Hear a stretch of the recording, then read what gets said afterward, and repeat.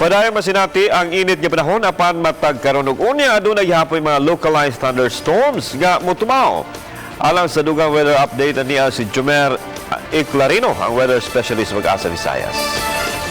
Mayong hapon kini atong latest weather update karong adlaw ang ridge or extension ng high pressure area ang padayon nakaapekto diri sa silangan bahin sa Luzon.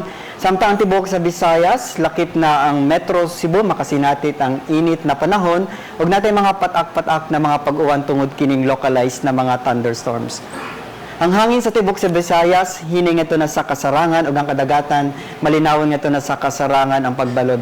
Ang dagat muhuna sa alas 4:37 karong buntag ug motaob sa alas 9:47 sa gabii na igitas una 1.14 metros. Ang atong forecast para ugma ang tibok sa Visayas, lakip na ang Cebu Province, makasinatit ang init na panahon ug natay mga isolated rain showers tungod kining localized na mga pagpanugdog og kilat ilabi na sa hapon or gabii.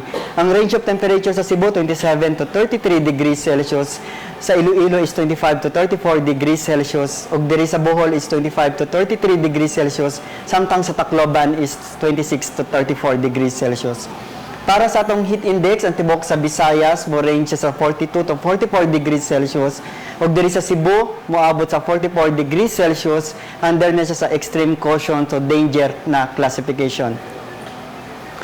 Ang atong extended weather outlook para sa weekend, Sabado, Sunday ug diri sa Monday ang tibok sa Visayas, lakip na ang Cebu Province, in general makasinatit ang fair weather na panahon, init ug natay mga isolated rain showers ug kini mga localized thunderstorms. Ang range of temperature para sa weekend ug diri sa Monday moabot sa 26 to 33 degrees Celsius.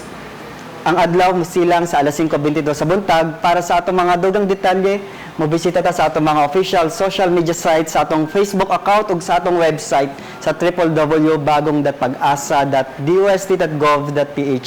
Gikan diri sa Pag-asa Mactan, DUST ug para sa Balitang Bisdak, kini si Jomer Iclarino. Maayong hapon.